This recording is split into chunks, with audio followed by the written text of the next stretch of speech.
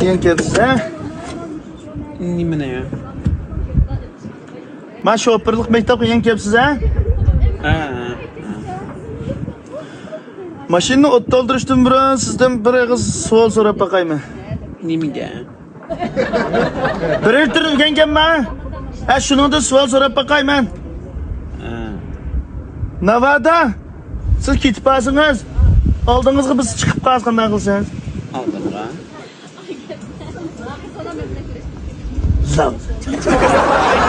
Ma mashinaning oldiga biz chiqib qolsak qanday qilsangiz? İyi aldık ama. Ha, iyi oldiga. Çuktan dedi. Kapot iyi gitmişsiniz. Kapat chiqib qolsa demidi, mashinaning oldiga chiqib qolsa deyapti-mi? Nimene ya? Oldiga biz chiqib qolsak qanday qilsangiz? Men mi? Men maktab minba deb kelding sen. Men mektepke prava deb kelgan.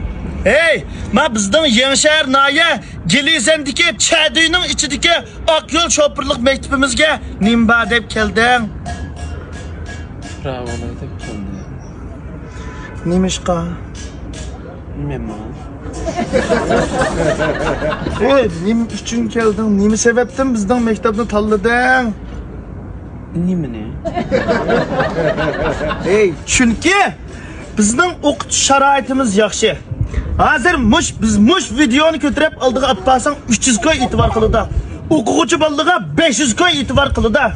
Hem kelib, mana shopirlik maktab nayning ichida.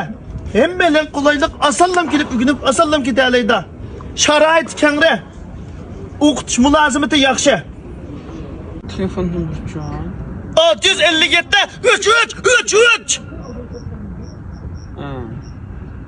657 3333.